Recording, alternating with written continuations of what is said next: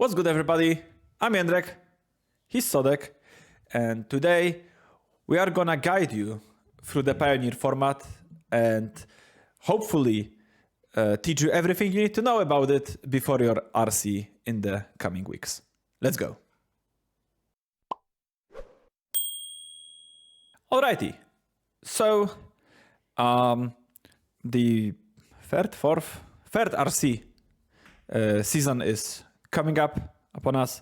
The format is Pioneer, as you all know, and I assume for many people, especially if they qualified through a different format than Pioneer, because for this season it's still possible, unlike for the next ones. Like for the next ones, you will have to qualify the same format that the RC is.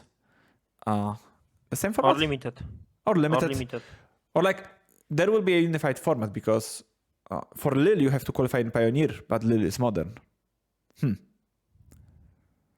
I think they will unify it from after the From the next season, okay.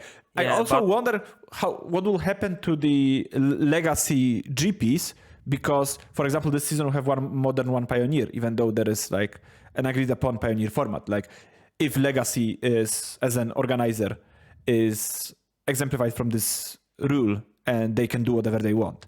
I hope that's the case, because like there is a big difference between like a GP and 16 people RC queue. I hope that they can like mix and match formats, but that's not the scope of this video. The scope of this video is to go through the Pioneer format if you are a person who haven't really looked at Pioneer since the Pro Tour Phyrexia. Because I assume a lot of people who's gonna play it in the RC had as little Pioneer exposure as they could, because let's be honest, if you could play Modern or Pioneer, I think choosing Pioneer is not easy, I think. I like tough fights, you know. Like the more I play Pioneer, the more I like it. And like every time I go to my LGS and I have to shuffle and shuffle again and then shuffle and shuffle, I hate Fetchlands more and more. So thank you, Wizards, that you banned Fetchlands in Pioneer. That was a good call. I have a bit different perspective on that.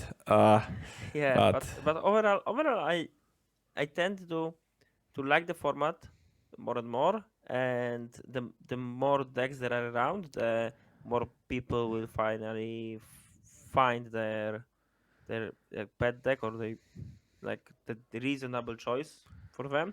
And the format is quite balanced in case of like what you can do and what types of magic you can present to the opponent. So there are a lot of decks to choose Okay. from. Speaking of all those decks you can play, let's start with what's obviously on the top of the format, and it's been basically forever at this point, like ever since Shielded got printed. Red Black is just the most popular and for the most part the best deck.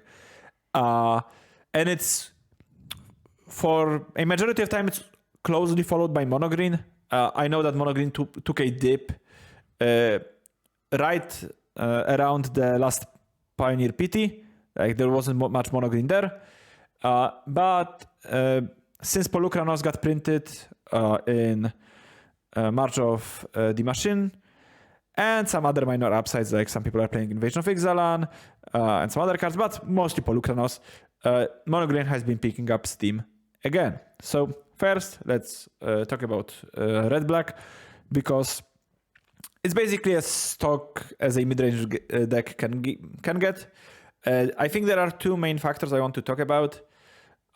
Some people are following misplaced Ginger philosophy of playing this deck, and some people are more inclined to do what Shota Yasuoka was doing at the PT. And the difference is mostly in the mana base, because Derek chooses to play with Castle Locthwain like in 2 or 3 copies as like a way to pull ahead on cards in mid-range battles, while Shota is playing Mutavaults, and his answer to like tough situations and tough matchups is to get as aggressive as possible. And I personally, even though I haven't played a single game with red black in my life, I am much more partial to Mutavault's approach.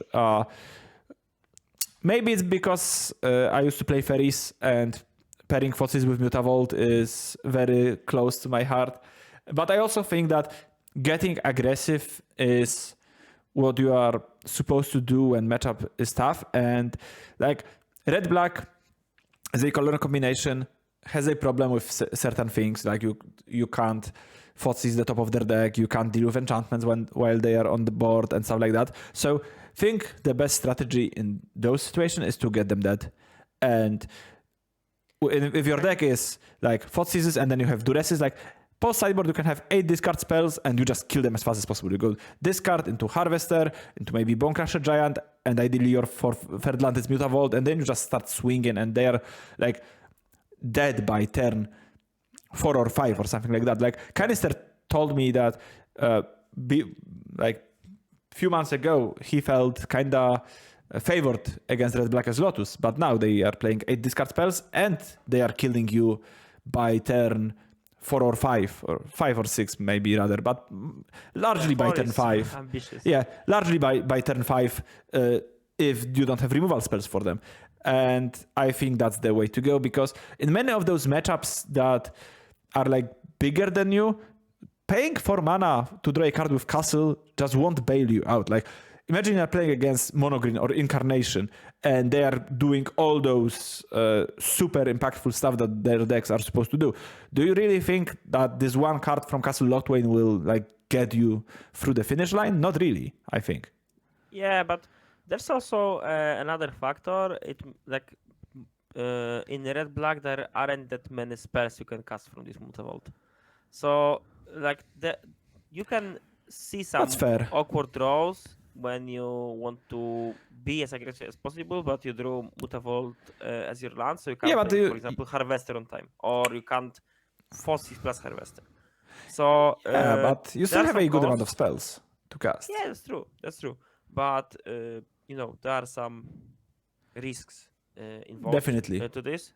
So I feel that it sounds stupid. The bigger upside of playing Castle Lochthwain is to have a swamp with an extra text, not a gray land with an extra text. Like the fact that it gives you black mana and does things can be more powerful overall compared to just having a creature. Okay, but have you considered the situation in which your lands are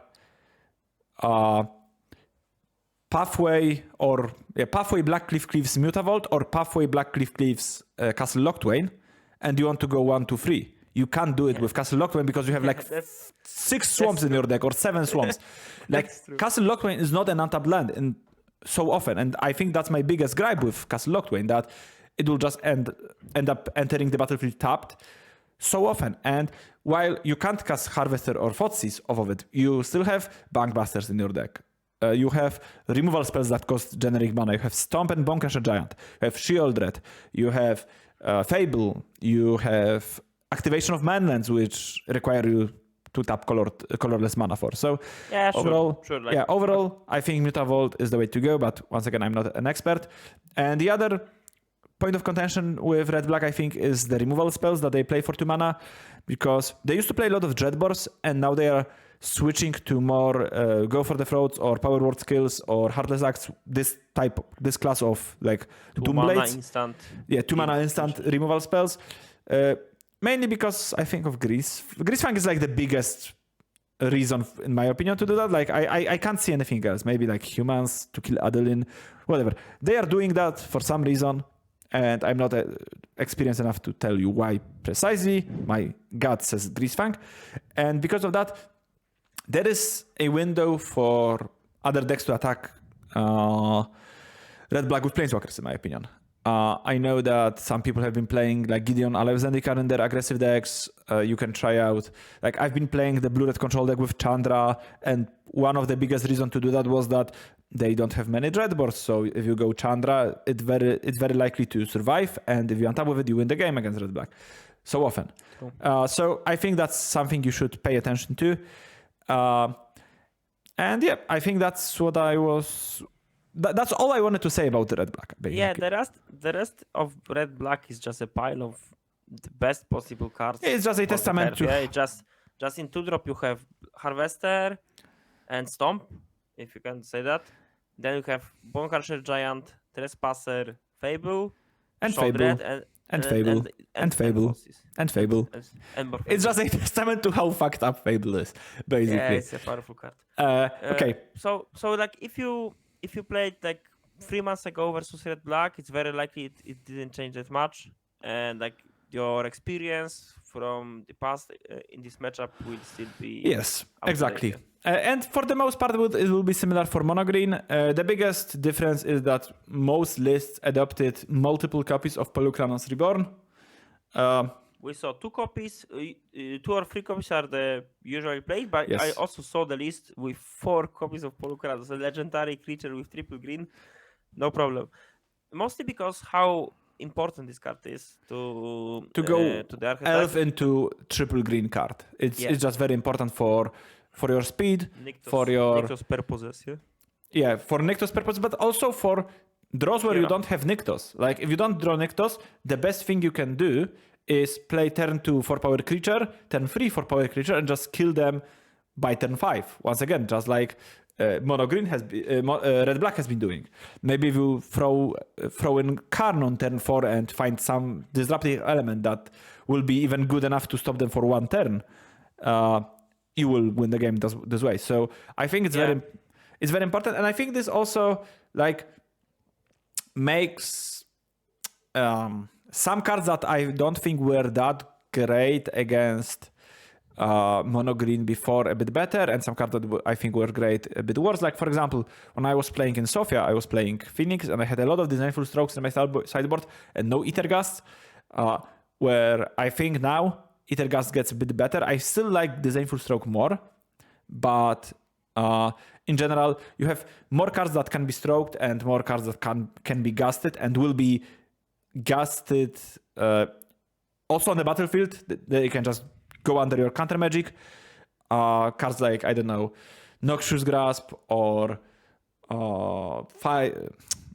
Lightning Axe. Cards like that. Like they will have more mid-rangey creatures than they had before because they were playing like Skyboats in this slot instead of Polukranos. And that's like the fact that it's a 4/5 each changes a lot of matchups. For instance, when I was playing Greasefang, like the easiest way to win versus mono green and basically any other deck in the format is to go for turn 3 Latający Seba. plus Parhelion 2. And like you were dealing 13 damage to the opponent and has 2 angels for 4 to finish the job, even if opponent plays Karn, so you can't crew. And sadly, it's not the thing when Polukranos is there, because Polukranos can come down to play as early as turn 2. So if you even on a draw, it can block your angel. Even on a draw. So you can block your angel, take 9. Sure, that's a decent chunk of damage. But then if they go Karn after that, you can't crew, you can't attack because you have only 1 for 4, and the game's over. So the just the addition of Polukranos made the Greasefang versus green matchup favored for green, when previously it was more or less 50-50. The other thing that mono green helped a lot is the matchup versus, for example, Spirits. The deck that was historically good versus green is still somewhat well positioned, but the more rich creatures you have, the better you are. It's also important to say, in my opinion, that Polukranos Reborn has an option to transform into a more or less workwell engine. It's just I guess it's a vigilance. It's reach instead of Death Touch on both it and a token. Reach lifelink, and it has an extra ability when another Hydra dies. So if Lair of the Hydra gets traded, another non-token Hydra, I think, but non-token Hydra, yes, but you can kill another Polukranos and it will trigger. So what you can even do is if you have a flipped Polukranos and you have another non-flipped Polukranos and you flip it, I believe you will get 4 tokens. I believe that's the case. I always concede before that happens. So But yeah, like if you can flip second Polukranos, you probably are winning anyways. But I think you will get 4 tokens.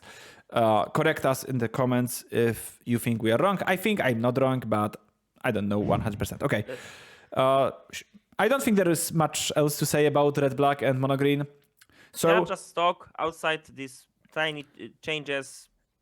Okay, like those are the decks that you will face in every tournament, most likely, and that are good. So now let's move to decks that you will face in more or less every tournament, but are not very good in our opinion. And we have Greasefang and Blue-White. Yes. So let's start with Greasefang because we already covered a bit of Greasefang's problems with Polukranos. I will say that my biggest gripe with Greasefang is that you just suck versus 1 mana removal spells with your 3 mana creature. They're just so embarrassing because if somebody wants to beat you and they can play either red or black, especially red, it's just like your Greasefang won't survive because you have very efficient sideboard cards in Rending Volley and Ray of Enfeeblement. But for the most part, like the most played red removal spell is Fiery Impulse, and you just die to it. That happens. And like I was playing a lot of Greasefang, and point removal is problematic. Is the bad word. It can be annoying, but if the opponent has only removal spells and that's it, you can somewhat easily beat it with a Seeker's Chariot because you just cast it and play other cards and then equip, copy cards and that's true. The problem is when this removal is played with tempo, like red black does, and the more instant removal we have, the harder the matchup gets because there's a somewhat common line when they had, for example, Fatal Push in hand, but couldn't get Revolt on time. So it was somewhat easy to set up like any vehicle, to be honest, and attack with Greasefang. And usually this one attack, even with Seeker's Chariot, was enough to give you an advantage. So opponent was forced to tap out more often, so you could use Greasefang yet again. So it was a good thing. Then the shoulder came down, and shoulder is I think it's not even tempo. It's just you play a 4/5 against 4/4 a Seeker's Chariot, and there is little you can do about that. Yeah, you can just flip a Seeker's Chariot. You attack with the one, or you just return one, sacrifice the one that was. Sure, what I mean is that if you play shielded against a Seeker's Chariot, you have a blocker that will kill their chariot. If they make 1 or 2 additional tokens, you have Shieldred's life gain ability to bail you out of this. And once you untap with Shieldred, you don't have to care about a Seeker's Chariot anymore because you have this blocker and you can start focusing on killing their Greasefang so they can't loop over and over again until it gets out of hand. So yeah, if they have if red black can like sculpt their hand perfectly, it's super hard to win. But you are asking a lot of questions I need to answer. Yeah, but basically, if your opponent checks out 2 boxes, I think, which is deal with a 3 toughness creature on instant speed and not lose to hardcast a Seeker's Chariot, you have a lot of trouble as Greasefang, I think. Yes, that's true. Red black covers it. Mono green kinda covers it with like Polukranos and Karn. I would say that red black, the reason to play Greasefang is that it has a reasonable matchup versus red black, and I feel it's still like even with more instant removal spells instead of Dreadbore, it's still somewhat true because the Greasefang players also adapted. So they're, for example, not like I feel that Greasefang was super awkward deck before the PT, because people were playing Satyr Wayfinder, which was embarrassing, and Teacher Supplier ever. And okay, Teacher Supplier and Elite Revolution as just a turbo version of the deck had some decks because you had the plan, always terrifying Greasefang, hope that's enough, and but playing Satyr Wayfinder, you were meaning 4 cards, not always finding a land because that deck plays only 21, and you were pay 2 mana to mean 4 cards and cringe. That was the only way Satyr Wayfinder could do. And I remember when once in a testing, one of my friends just secretly grabbed my Satyr Wayfinders from the deck, and I was keeping I was winning much more often. And after I went 4-1, I said whoa, my draws are super good. Like they said that, because you don't have Satyr Wayfinders. I was like, okay, that's pretty good. I haven't heard that story before. That's pretty good. Yeah, Carter did it to me. And since the PT, Tangrams, I believe it was Tangrams, made the better use of Greasefang. So now I think the deck is less cringe.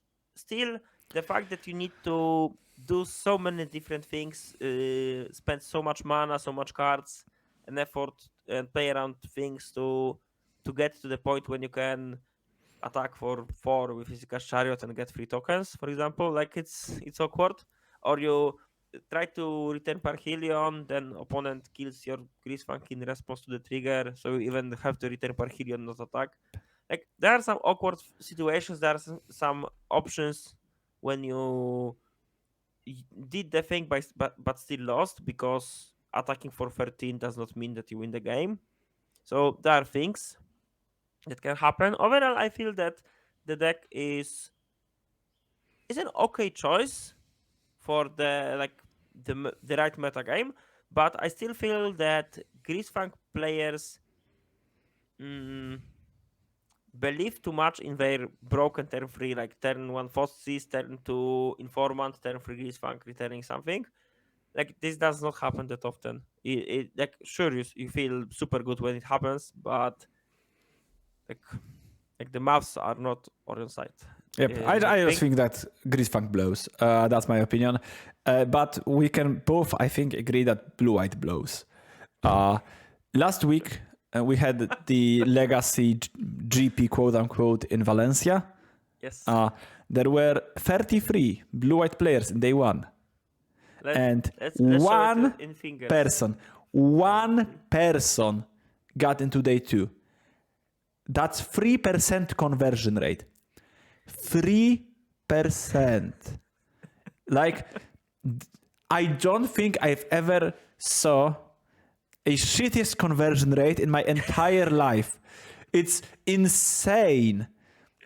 It's insane how bad it is. And for me, I really tried to play Blue-White. I really wanted to give it a fair shot. But man, I just can't go through more than 1 or 2 leagues without cringing so hard. It's it's just, man, it's just use 27 words, Jędrek. It's just 27 lands. Yes. With some cheat lands as well, some Juwari disruption and stuff. No library manipulation. Your good cards cost 4 and 5 mana. You've played Absorb for some reason. And because of that, in those 27 fucking lands, you can't even play a full playset of Field of Ruin because now I have to cast my Absorb on time. And even if you do a reasonable thing and cut Absorbs for Void Shatter or whatever other fucking cancel you want to play, you still have Dovin's Veto in your deck that is an actually decent card, but you have to cast it on curve. So I think you can play 4 Field of Ruins with 27 lands, and if you have vetoes in your deck, but still, I think Blue-White has some things going on for it. I think that Teferi, Hero of the Minaria, is still a strong card. I think Wandering Emperor is fairly strong as well. I think that my biggest gripe is that you don't have early card selection and that you just suck against red-black. This deck is just bad against red-black, and anyone who's telling you I have a good matchup against red black as mono white. It's just on, or blue white is just on so much copium. It's insane because like as a blue white player, what will you do if your opponent goes Fotsies into Bankbuster? Like the game is over. Like in my opinion, the good version of blue white is lay down arms version. I think like good version of blue white. It's still a bad deck in my opinion, but at least you can like manage an early elf or an early creature out of Convoke or something like that. But your removal just don't touch. Your removal doesn't touch Bankbuster because you have lay down arms. Like of course you can play temporary lockdown and stuff, but by that point they will probably draw a card already with it. And like if you think that blue white is good against red black, aside from the copium thing, you also probably never played against good red black pilot, because good red black pilot will just make it so inconvenient for you to do anything. It's just like once your opponent learns when to play their spells against blue white, it's so easy to exploit the deck, because like you look at blue white, their curve is turn 2 counter magic, turn 3 counter magic, turn 4 threats or card adventure like Memory Deluge, turn 5 also this. So if you play around Supreme Verdict with like, I don't know, I have Manlands in my deck, I play, I don't know, Fable or something, or a vehicle like Bankbuster. Or you play Yana because you are a madman, yeah. Or sometimes and you don't just jam your only threat you have on curve into their absorb, because if you pass on that turn 3, I guarantee you the worst that can happen for you is they cycle Shark Typhoon for 1 and they get a fucking 1/1. But then you wait a turn and you play your threat into their 4 mana, and now they have to choose. Do I want to play Memory Deluge or do I want to absorb your thing? And then they are suddenly on a back foot again, because their deck is just a cringe, inefficient machine that can't cast 2 spells on 1 turn. Cringe machine sounds... Cringe machine is basically how I feel. Like I have endless amount of respect for Harry 13 for winning with blue-white as much as he does. I don't know how it happens. Like maybe I'm just bad at playing that deck and he's a genius. But I just think that blue-white is so terrible. I just can't see how this deck wins against competent players in general. Okay, Jędrek, we talked about overplayed deck. Do you think that we can talk about underplayed? Because like we have like one deck that's super similar to blue-white, and I feel it would be nice. Yeah. So I think that we have some underplayed decks, and the deck that Sodek was referring to is blue-black control, which is a deck that I think you have to be a French pro player to win with it reasonably, because the only players who basically are winning with blue-black are Mr. Cafouillet, Wafo, and Nassif to some extent. Nassif, yeah. But it's mostly Cafouillet and Wafo who's been playing this deck a lot. And I don't know, like blue-black just sounds better to me because your curve is so much more compressed. I also consider... You have considered, you have Fotsies, which I think Fotsies is a really important part of this equation, and they don't always play Fotsies in the main deck. Sometimes they like to have some weird numbers, like 1 Fotsies in the main deck, no in the sideboard, or 2 in the sideboard. But still, you can play those cheaper cards. You can rely on things like Dig Through Time. I think, like, my problem with blue-white is that I don't think Supreme Verdict is the best sweeper in the format. I think you'd rather play a 3-mana sweeper that takes care of early things. Like I think like Brotherhood's End or Anger of the Gods, this type of sweeper is the best sweeper because it's actually good against red-black. While like a lockdown in slot, yeah, like specifically against red-black, I feel 3-mana deal 3 sweepers are just the best sweepers you can have against this deck. Because they are more mana efficient, and if they go like, if your opponent goes Harvester into 3-drop and you go 3-mana deal 3 sweeper, then everything's good. But yeah, in general, I think that blue-black is also a deck that relies more on cantrips, as you said. you have those considers, you have Cling to Dust, which I think is also a pretty good card against like Greasefang and stuff.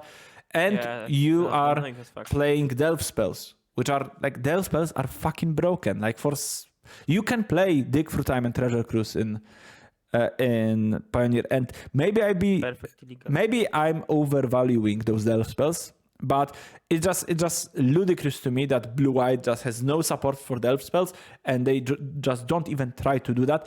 While it will just compress their curve so well as well. Like you don't have to tap out for your card advantage spell. You can play Dig Through Time and then play your fucking Sinister Sabotage. And yeah, kinda yes, but also like to play Dig Through Time well, you need to play cheap spells earlier. And imagine a situation when the opponent has any sort of 2-drop and then just not playing things, and you can't play your counter spell.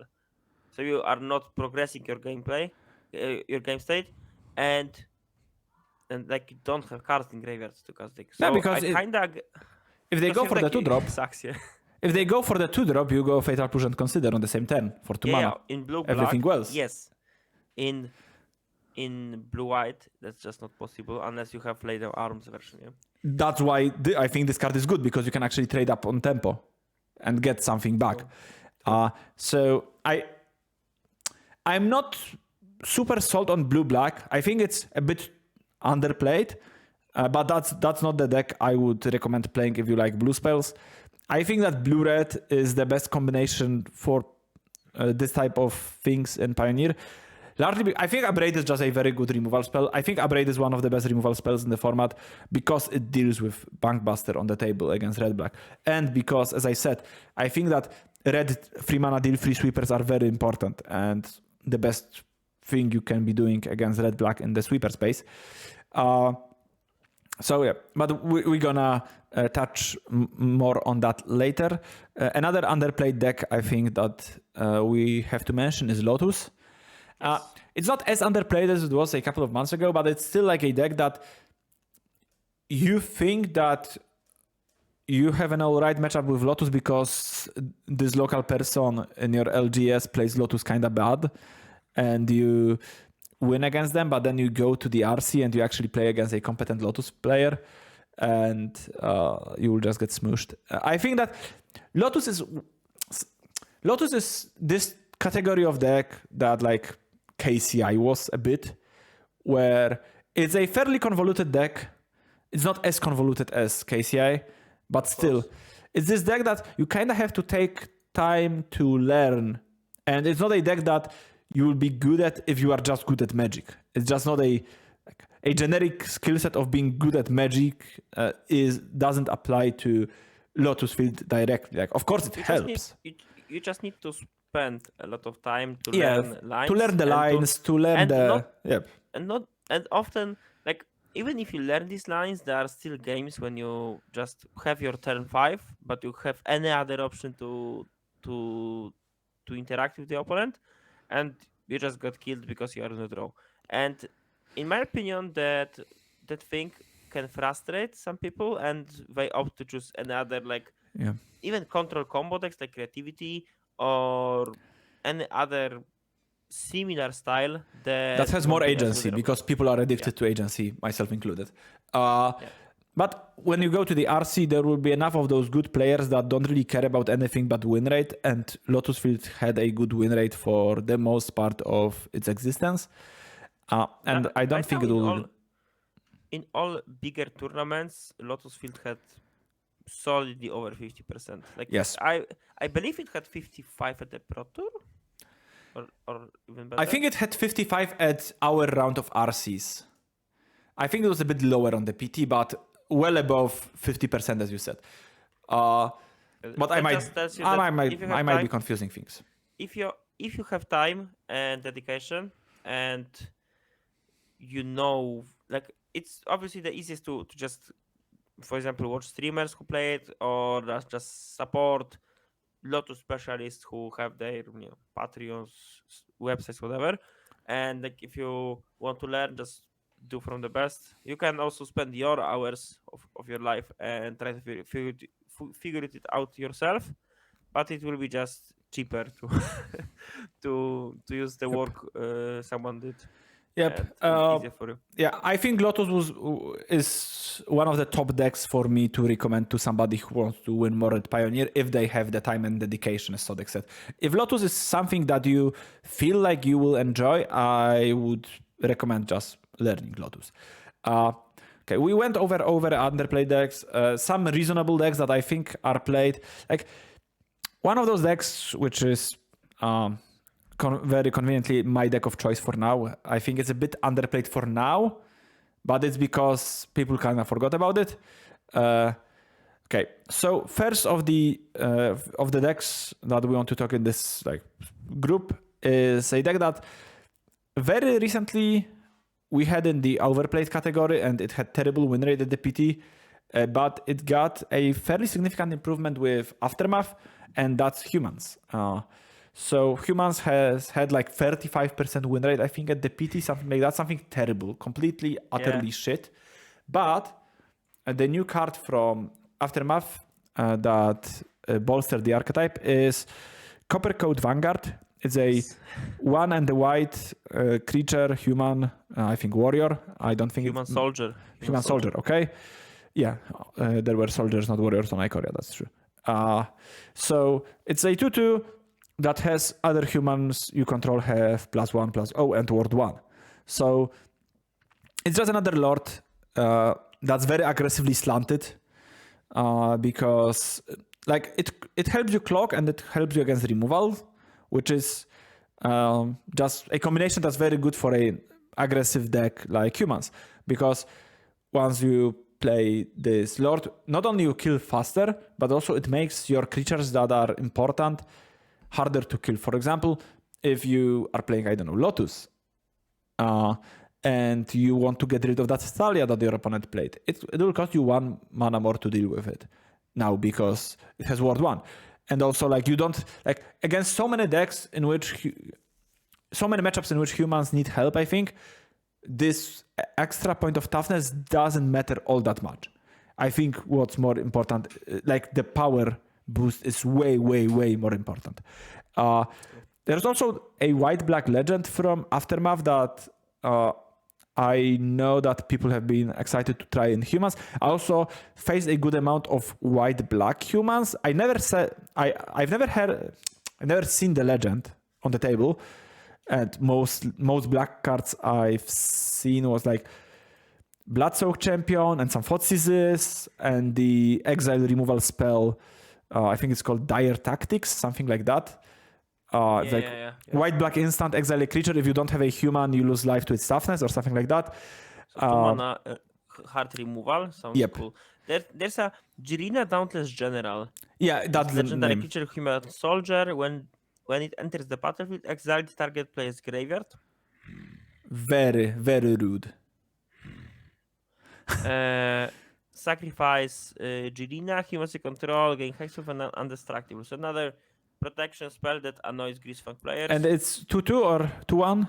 How big is it? 2/2. And it's white-black, right? 2 mana. Yes. It doesn't look that good. Also, but there's also a general Kudro of Dranit. Yeah, of course, we know Kudro. Their tactics, actually, I like their tactics the more I think about this, because the biggest upside of playing mono-white humans was the fact that you could play ossification.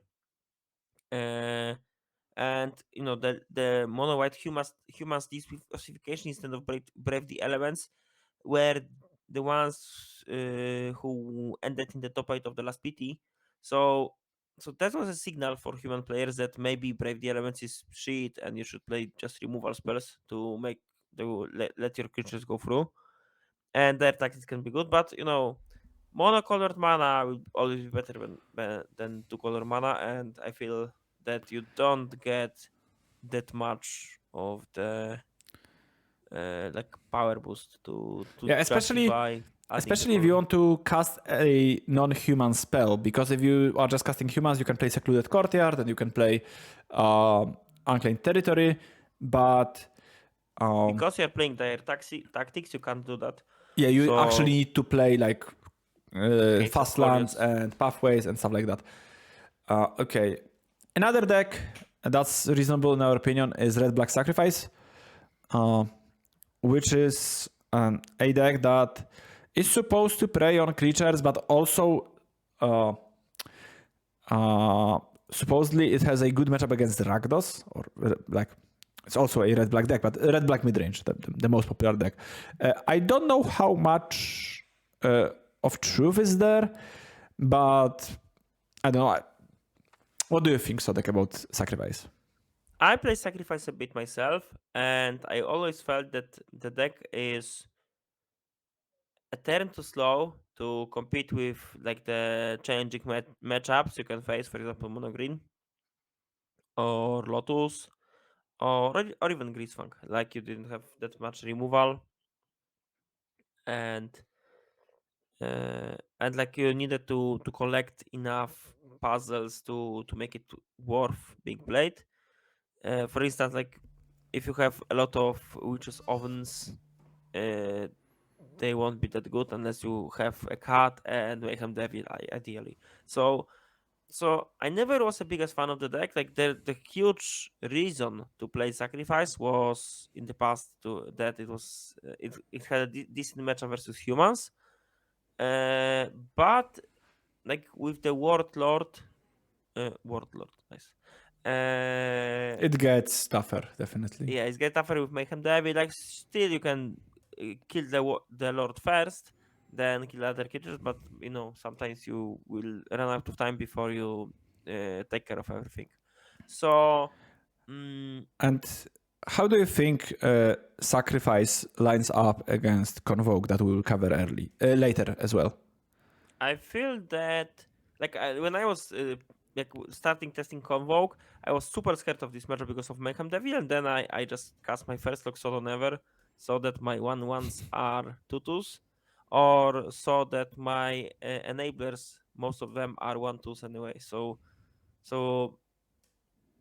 it can be tough if you fail to find your payoff, or your payoff is night into nothing.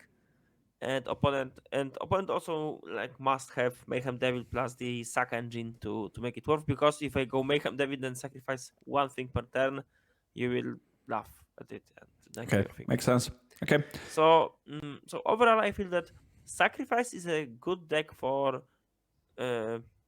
ones who want to master the deck, but also want to play uphill battles most of the time, because I feel that Sacrifice does not have that many free wins as it used to have, like compared to like 6 months from now. Probably, yeah. This is definitely a deck that will reward you for eking out this every ounce of advantage you can from this deck, and every single trigger matters so often. Like because you'll just kill your opponent for Xaxis so often.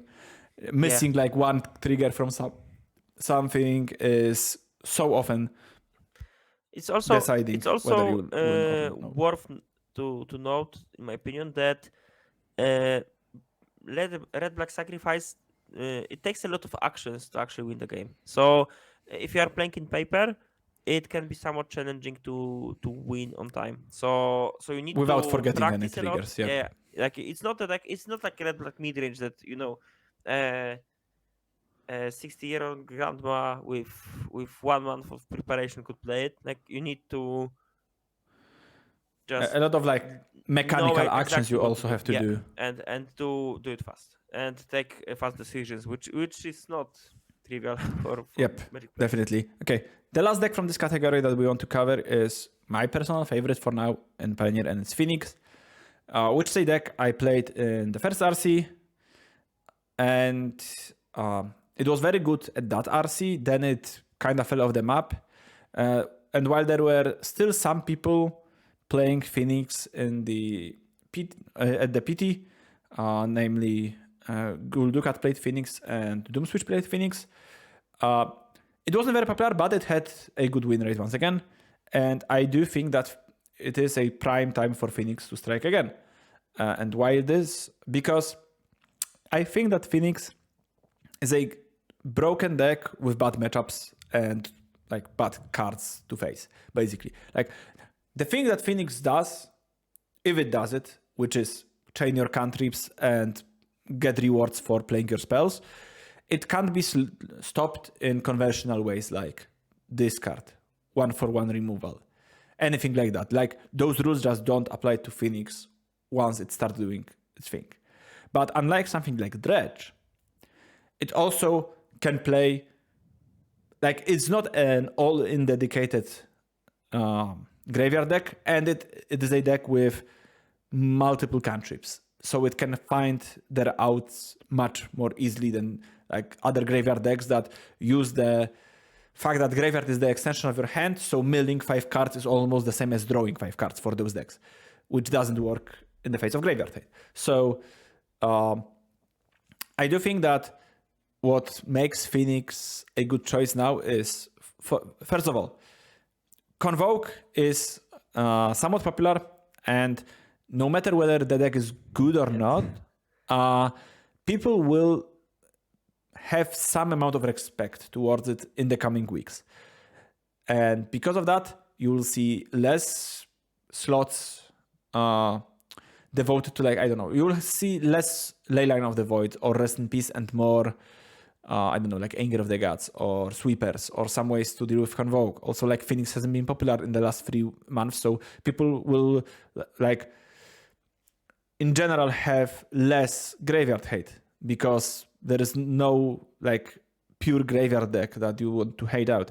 And it is kind of easy for, like, I mean, not kind of easy, but like it's very realistic for Phoenix to win through Unlicensers or Scavenging or Go Blank or those kind of like soft graveyard hate in the different way than it is to win through Rest in Peace, which is very hard, or through Leyline of the Void. And because of that, I think that Phoenix is a good choice because those cards will be less popular, and Phoenix by far worst matchup, which is one of the reasons I didn't want to commit to Phoenix 100% from the beginning of my testing. Lotus Field is a deck that seems poorly positioned against Convoke, if Convoke is popular. Maybe some people will be scared to play Lotus. I like we'll talk about Convoke later, but the one thing I want to tell you now is that you shouldn't focus that much about Convoke because the last week showed that it's not Hogak by any means. It's but yet you know, deck. We'll talk about it later. Sure. What I need is, like, I'm not saying there will be 0 Lotus Field because people are scared about of Convoke and the deck is insane. What I mean is that even if, like, every 4th or 5th Lotus player says, maybe Convoke will be popular, I'd rather play some other deck that I also am comfortable with rather than Lotus. Or if every 4th or 5th player says, okay, I can either play 4 Leylines in my sideboard, or I can play 2 Unlicensed Hearst and 2 Sweepers. That's what I need. Like, I don't need this massive shift. Yeah. I like all those small things put together present a good environment for Phoenix to shine. Also, one very important debacle with not debacle because debacle is something bad. Debate you have with Phoenix is your 2-drop of choice. And back in the day, people were playing 4 Ledger Shaders in basically every deck, every list of Phoenix. And what I would suggest is playing Thing in the Ice instead. And there are 2 main reasons for playing. Killer. Yeah. There are 2 main reasons for playing Thing in the Ice, in my opinion. First is mono green, especially now with Polucranosis on top of Trolls. You kind of need a way to deal with their board somewhat early on. And I think the best way of doing that is to play Thing in the Ice, flip it, and just run away with the game that way. Also, Thing in the Ice is a more impressive threat on its own than Ledger Shader. Like, Ledger Shader works as a piece of the puzzle in the deck. No pun intended. And, like, it's more synergistic and stuff, and it helps you fuel every aspect of the deck. But Thing in the Ice is the card you'd rather have in face of hate. Like, your opponent plays a graveyard hate piece, you go Thing in the Ice, you flip it, and you attack 3 times for 7, and your opponent is dead. Cool. And also, like, there is this major or minor upside of being great against Convoke. But once again, like, I'm not, like, super on the Convoke hype train or anything like that. But it is a nice added bonus. Also, I think the important part is that Thing in the Ice clocks faster. And clocking faster is important once again in your worst matchup, which is Lotus field.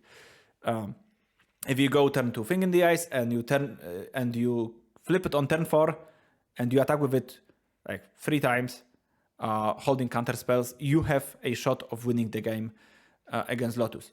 And also, like, when it comes to sideboard threats, as I've said before, because of the drop of Dreadbore in red-black, I'd rather play Saheeli Sublime Artificer than Crackling Drake. I think it just lines up better against how the decks look. And also, like, people will have stuff like, I don't know, Rending Volley against you, or just sweepers and stuff like that. The fact that sweepers can't touch Saheeli, while you need to deal with tokens, I think is very important. And I've been liking just some copies of Saheeli. Another tech that I'm not that convinced about, but I think it's pretty good. I know that people have been playing Young Pyromancers in their sideboards to like combat control decks and Lotus and stuff like that. What I like is Goblin Rebel Master because it clocks faster. And yeah, it's just a more impressive threat to just close out the game faster. And a lot of advantages of Pyromancer, like going wide against green and stuff, is also not needed because of Thing in the Ice. So I just like Rebel Master.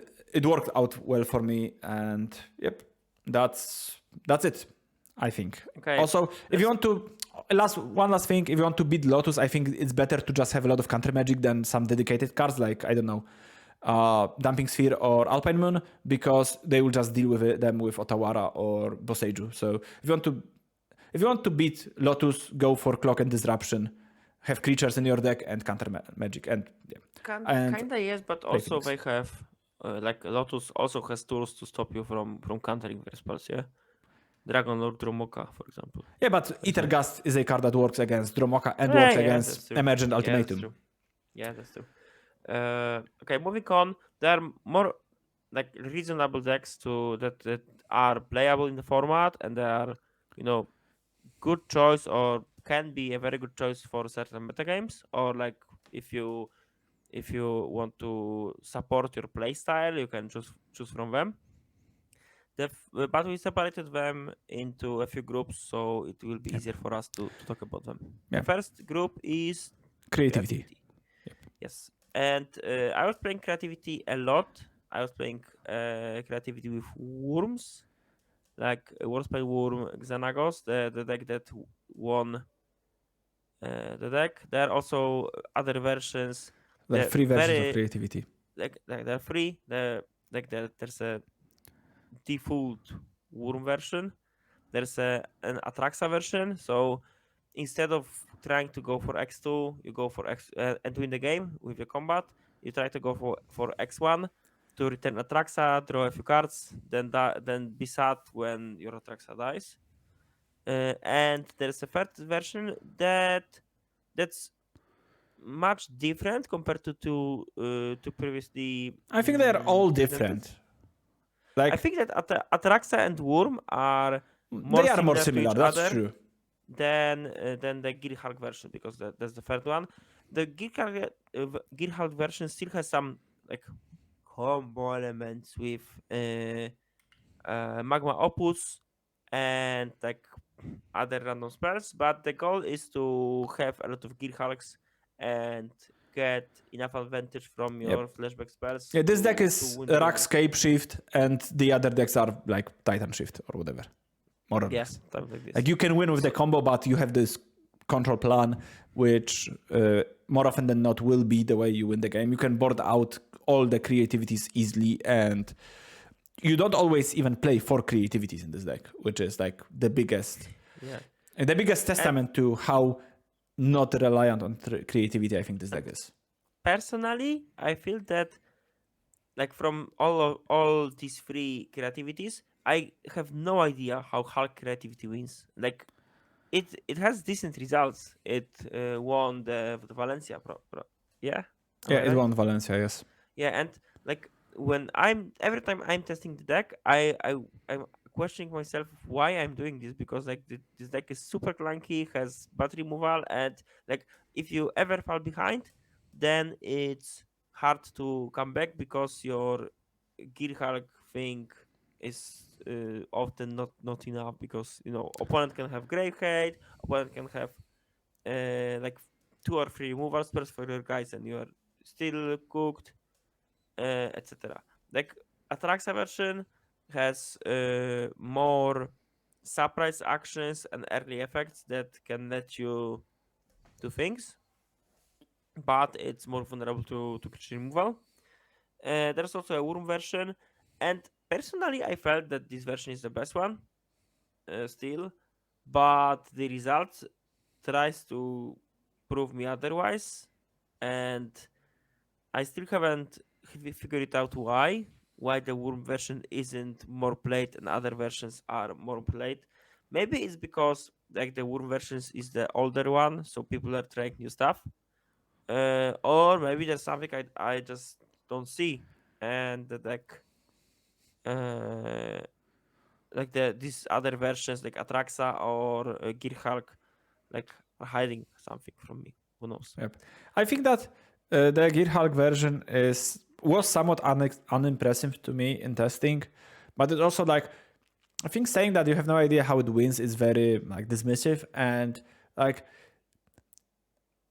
it sounds like this deck is like 0% to win, and while in reality is like it's a reasonable set of cards. Like this game plan is reasonable. It might not be the best plan. It might not even be very good plan, or maybe not even good. But it's like it can't be worse than like probably 10% than the best deck across the board. Probably like it's very hard for me to believe that you win less than like 45% of your matches or something like that on average with this deck. And also like everything is good versus it, but also everything is nothing is slam dunk, in a somewhat similar way to how Grinding Station Breach works in Modern, where okay, you can kill their creatures, you can kill their artifacts, you can stop them with Graveyard Hate, you can stop them with like Rule of Law type effects, but they can win through everything if you have the pieces that matches poorly against what they draw. So there's like two sides to this coin. I don't have much experience with creativity myself, so there is nothing more for me to add, to be honest, other than I don't think that the Gear Hulk deck is very good, but I also don't think it's like atrocious or anything. I think there are better blue-red decks, Phoenix for once, that I've been selling to you all this video. Also the blue-red like Chandra control deck that I played, I think it's pretty okay. We're not gonna dive into it in this video because it's not very popular, and we just want to like give you things that actually you can face in this tournament. But I don't think those decks are terrible. Okay, shall we move on to new decks? Or maybe 5-color soup first, because like new decks are more. Okay, so next up we have all the 5-color decks that you can face. Those are like Keruga Fires, or Keruga Fires, or Fires without Keruga, Enigmatic Incarnation with Fires with Keruga, without Fires without Keruga, and all those combinations, and Bring to Light with or without Niv Mizzet. And I think what those decks all have in common is that they want to go over red-black in varying degree of going over red-black. Some of them are more like combo is maybe too big of a word, but like going Incarnation into like Agent of Treachery or Atraxa is bigger than playing Omnath and Bring to Light for Valky or something like that. Yeah, at least it's more out of nowhere. Like when like you can do nothing, and then all of a sudden opponent stops out, then you go Incarnation and laugh from him.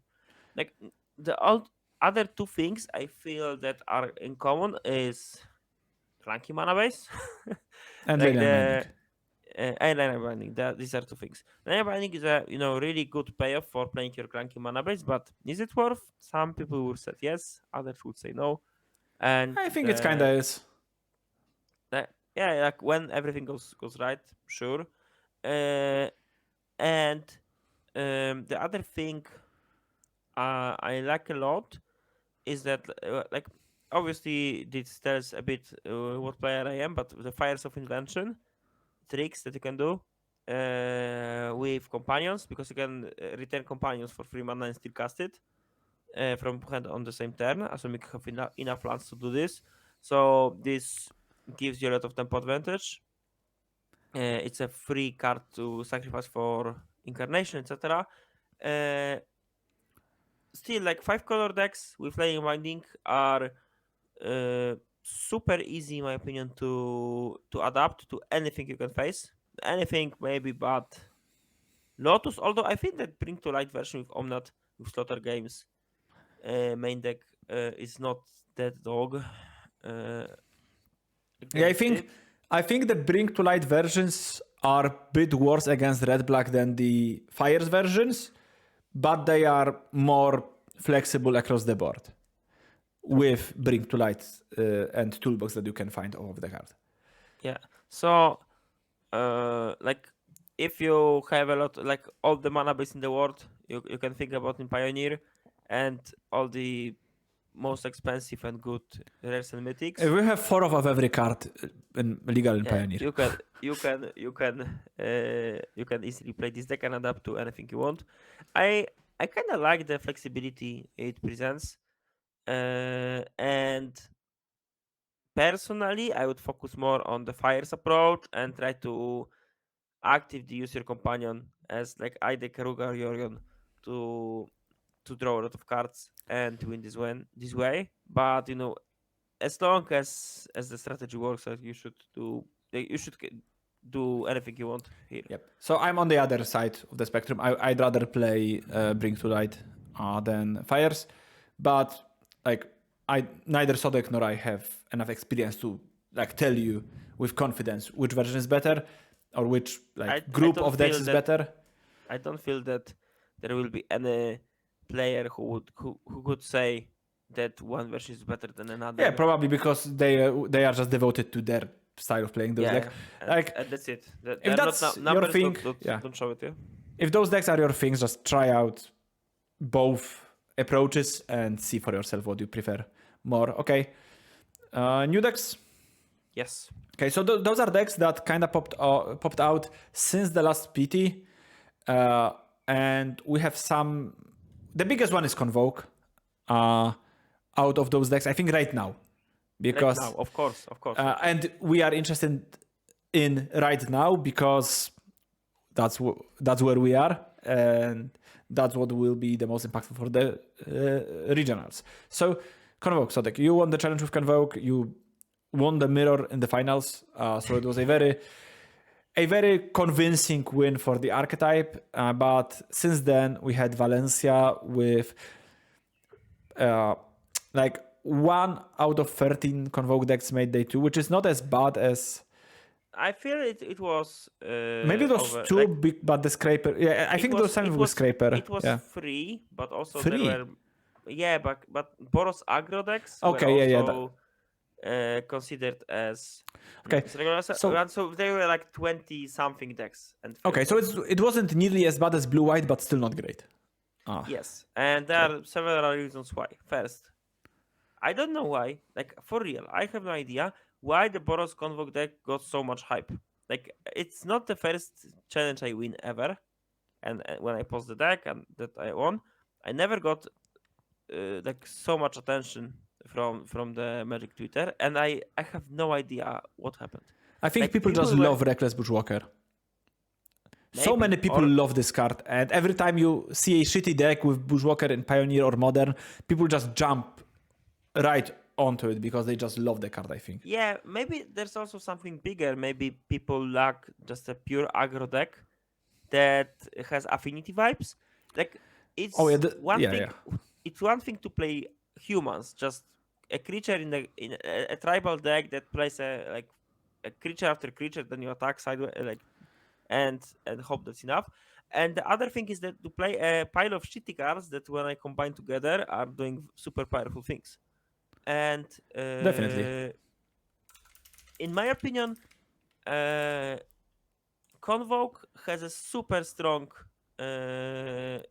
affinity vibes from old modern times when you can present unbeatable draws like turn to Loxodon or turn to Knight Errant of Eos can win versus everything because you don't have any good answers. You like if you are on a play, you will attack with your creatures, and even if opponent has a sweeper, you will still have your 4/4 left, etc. So like it's super broken. On the other hand, the success of the deck was also the reason why it got so poorly in Valencia, and like people are saying, yeah, it's Hogak because you can put a lot of power in the deck. Like, sure, you can do this, but also it's just like you need to build your whole deck around trying to get there. It's So Hogak, but you need to actually draw your cards instead of mill them. And yeah, that's worse. Yeah. So and also like as any other linear deck you can think about, you can beat it with good sideboard strategy. Like not even strategy. If you are willing to dedicate enough slots in the sideboard, you will beat this deck. And when everyone in the room are like adding 2 or 3 cards to their sideboard just to increase the win rate versus Convoke, that will make the Convoke player experience much worse. Like when I was playing like in the challenge I won, sure I saw some mm, temporary lockdowns or other removal spells, but they were in the index that place those cards yeah, organically. just they were just playing it, and like for example, like when I saw when the blue white player I beat twice had 3 lockdowns, 3 supreme verdicts. I every time I saw only one sweeper, not two. So I was able to rebuild because like the deck plays well versus one sweeper. You can somewhat easily rebuild and present some form of pressure on the very next turn even. But the second sweeper is what kills the deck, and it's super hard to come back. So like the more people are adding cards that are just good versus it, and you don't expect them to have it. For instance, when I see Languish in the red black mid range decks, and Languish kills all but Shoulder from their board, you know that something is going on. Or you see Illness the Ranks, or you see Authority of the Consuls, or any other card that can randomly attack tokens, randomly attack a lot of creatures that can swipe the board for cheap, etc. Like Convoke will have hard time. So I expect that um, Convoke will have some problems in like this week, next week, maybe even for Athens. Who knows? We'll see how the Dallas will go. Uh, Also, the fact is that Boros Convoke lists aren't the best. Like there were just simply not enough time to find the best 75s. And for instance, uh, when I was winning the challenge, I had Reckless Bushwalkers and was trying to go this route with Clarion Spirits. Then people were playing with Bearing Tree Emissaries and Bushwalkers. Personally, I'm not the biggest fan of it. And and now people are trying Rigardiosaur, etc. So we still don't know what's hidden inside this archetype. It has a potential, but it also can be stopped quite easily. Yep. So don't feel like if you have your slots for your Athens or Dallas. Also, in my opinion, you should think more about decks like Lotus, like Monogreen, like the decks that you will for sure 100% see, and they will be on the top tables in later rounds of the tournament. Yep. Like I think if you have like some anti-creature cards in general, you can think about switching one or two of them to something that's better against Convoke. But I'm not even sure if that's worth. yeah, but you shouldn't over prefer for this deck Yes. because okay, you can play against it once, and okay, you will beat it, but you will lose 3 other rounds because you will ignore the fact that Lotus can still combo kill you on turn 4 or 5. Yeah. Yep. So Like choose your poison. That's the typical constructed experience, yeah. It is. Okay. Other new decks, we have rogues. I've played a good amount of rogues, and my problem with the biggest problem with the deck is that you kind of want to sideboard out all your rogues against red black, all the small creatures that dies to stomp. This, in my opinion, that was the most successful strategy, and the whole deck like hinges on the fact that Drowning the Log, when supported, is a great card in the format because you have shitty removal and even shittier counter spells in general. So having an actual counter spell terminate split card is very, very valuable.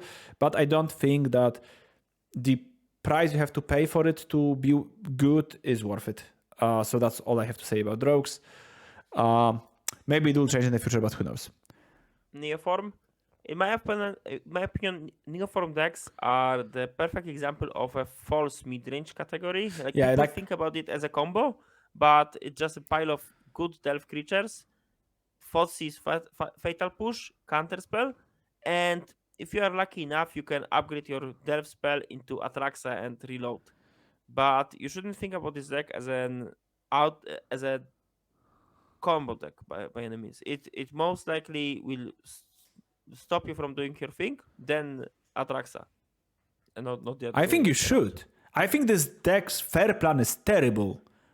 I've never been impressed with it a single time, and I know that our friend Homik played a lot of this deck, and he said like, how the fuck people think that this deck is a mid-range deck when it does nothing if you don't have Atraxa, basically. Like, it's so easy to kill things that you have on your side of the board.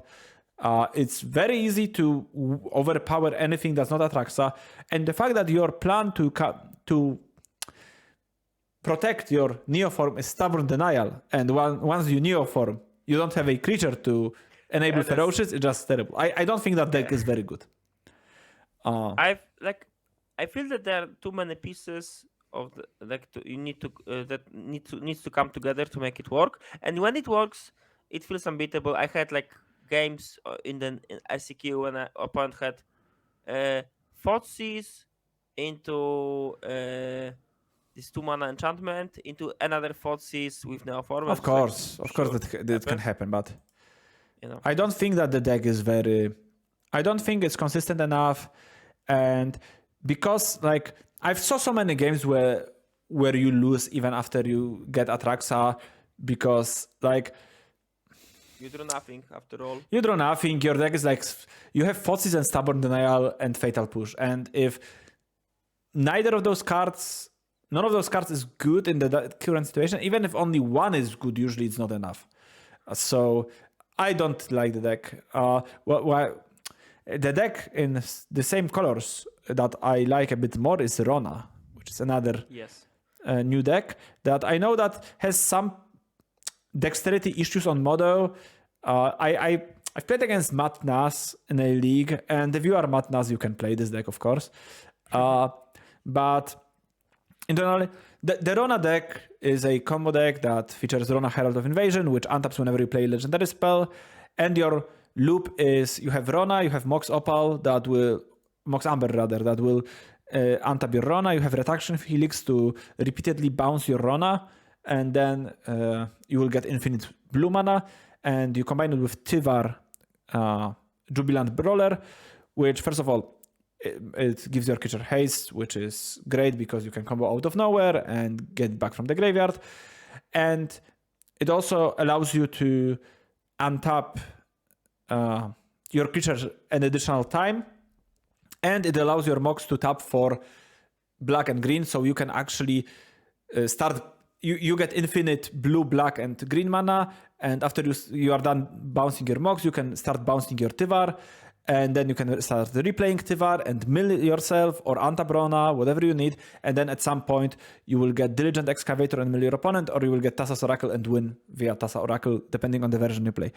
So it's basically... The easiest version is to just make infinite mana, go into Granted, into Ether Flux Reservoir, and kill the opponent. And that was something that people were doing to speed up overall, it's a cool combo deck, but again, I feel there are too many pieces to consider it being super stable and powerful. But maybe I'm wrong. Maybe the deck like has enough pieces that comes together. This is my pick for a deck that will just surprise people at the RC. Like there will be Matt Nasses and Mark Tobayashes of this world that will just get it out there for their RC and just smash everybody. True. Especially with Convoke around. I feel that without Convoke being a new hot deck, people would focus more on hating Rona. I think Rona goes under the radar. Hate, so, yes, definitely. So Rona is still under the radar. Yep. Okay. Then we have the rest of decks, which are like there are still other decks like Band Spirits, Angels, Boggles, like another creature or elves, mid-rangey spells combo deck you can play. So be prepared for random shit. Check the goldfish, check deck list, read the cards, and be prepared for all the most important decks like red, black, mono, green, Lotus. Basically, if you have a plan on how to approach every deck that we listed, or even better part of those decks, you will be well prepared. Yes. And if you don't have enough time, just focus on getting to know your red, black, and mono green matchup. I would say that top 5 decks that I would prepare in this order is red, black, mono green, Lotus, and then probably Greasefang and blue white, because even though I think they are shitty, they will also be popular and you have to beat them after all. And I think that's it.